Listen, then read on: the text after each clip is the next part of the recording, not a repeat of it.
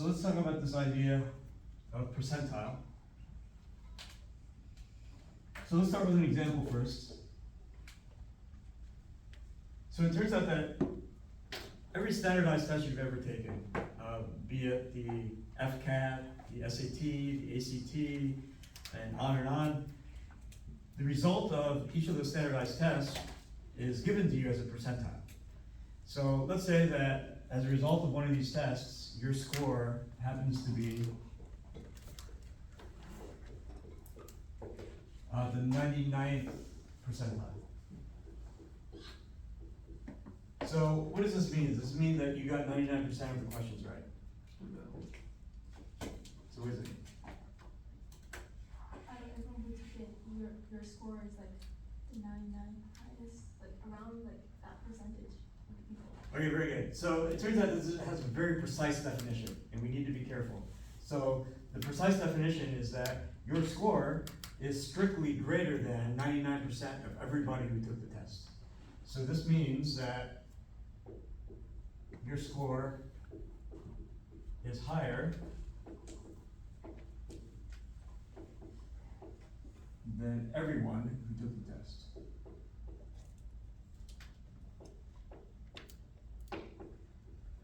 Or your score is higher than 99% of everyone who took the test. Not higher than everybody.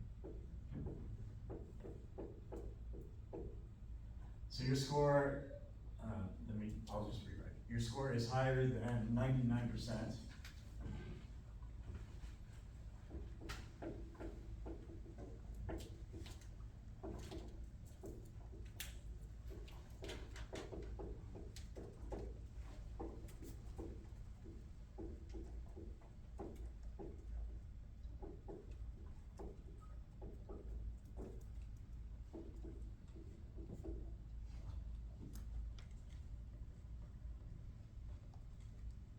So if your score was in the 99th percentile, that means, by definition, your score is strictly higher than 99% of everyone who took the test.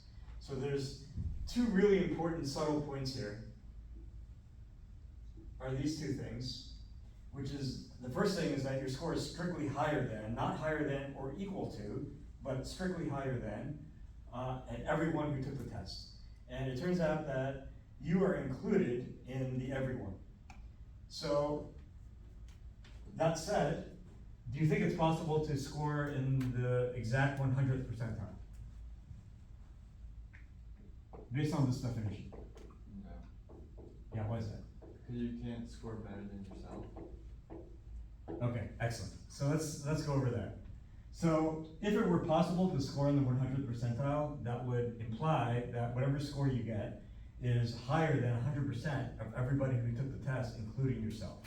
So this implies that your score is higher than your own score. And that's actually not possible. And so because of that, the 100th percentile is actually not possible. So you can score in the 99.99%, for example. This means that your score is higher than 99.99999% of everybody who took the test, including yourself. And because you are included in that 0.001 that's left over, that's okay. And so, again, this definition includes everyone who took the test, including yourself. So it's not possible to score in the 100th percentile. It's possible to score in a percentile that's close to 100 because your score can be higher than this percentage of everybody, but not your own score. Okay, so let's practice a little bit.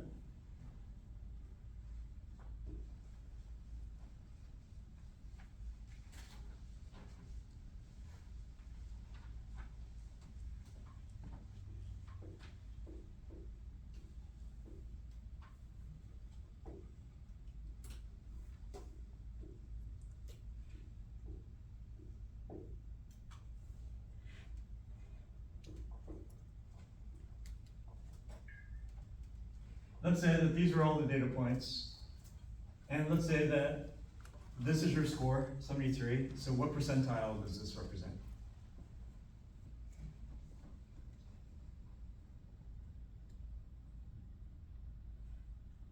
So go ahead and take a moment based on what we just said.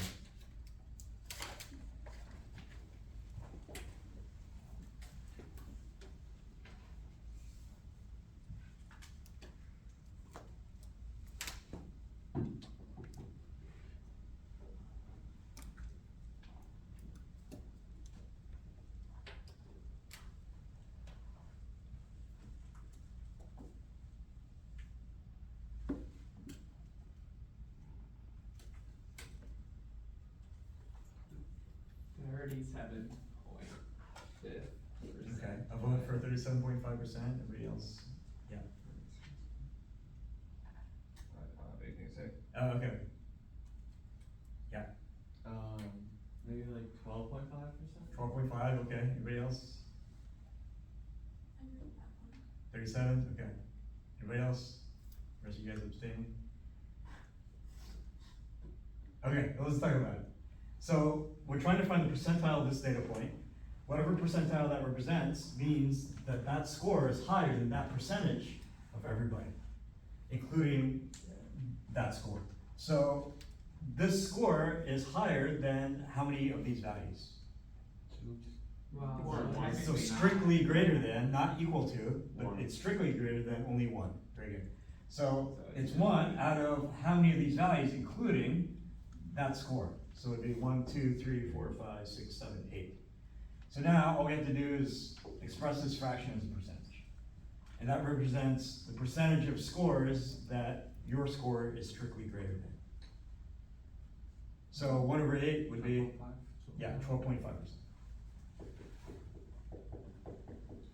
So this represents the 12.5th percentile.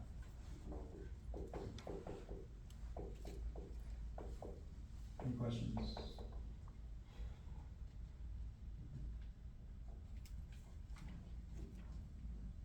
Okay, so let's do another example.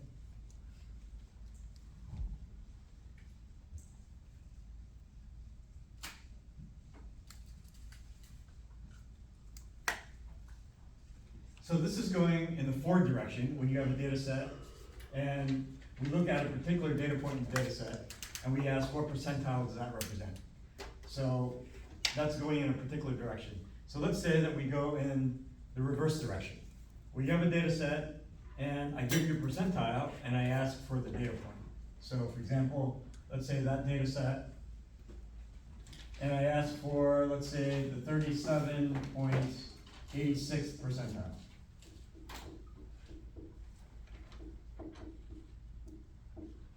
So what does that mean? That means we want to find the data point that is strictly greater than 37.86% of all the values.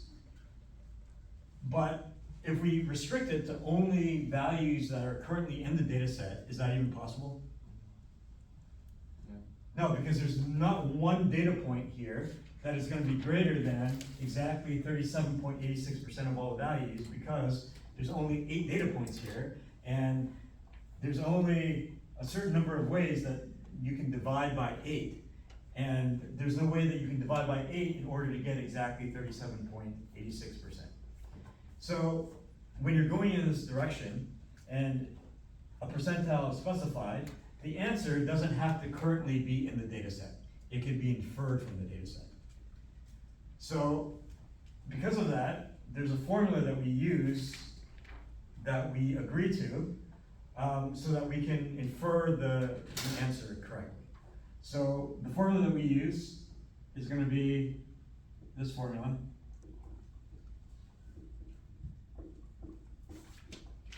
So this rank here represents the rank or the position of the number. So if you're to sort all the numbers, the rank of the number is the position of the number in sorted order. And so in this example, let's go ahead and plug in the numbers. N is the number of numbers in the data set, so what would that be here? 8. Yeah, that would be the 8 numbers. P is the percentile that's given. In this case, it will be 37.86, but expressed as a decimal. So 37.86% would be 0.3786.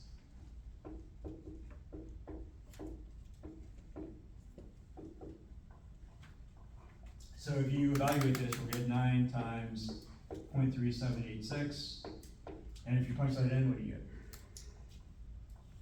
3.4074. 3.4074. So this is not the answer itself. This is the rank of the answer. The rank is the position of the number when the data set is sorted. So if you're to sort the data set like it coincidentally is now, and now you rank the numbers, the first number gets a rank of 1 and so on.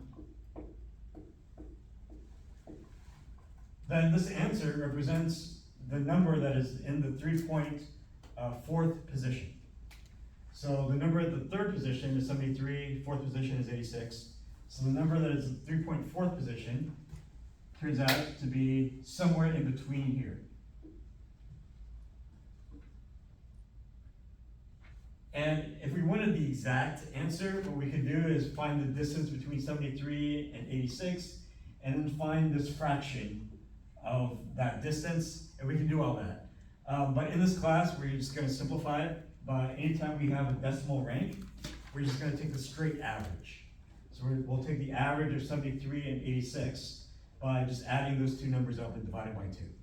And by finding that average, we're really finding the midpoint, the number that is the same distance from 73 as it is from 86.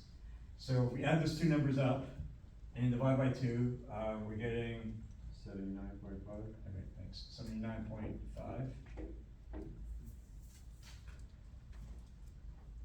So that ends up being the answer here. So the number that represents the 37.86 percentile from this formula ends up being 79.5.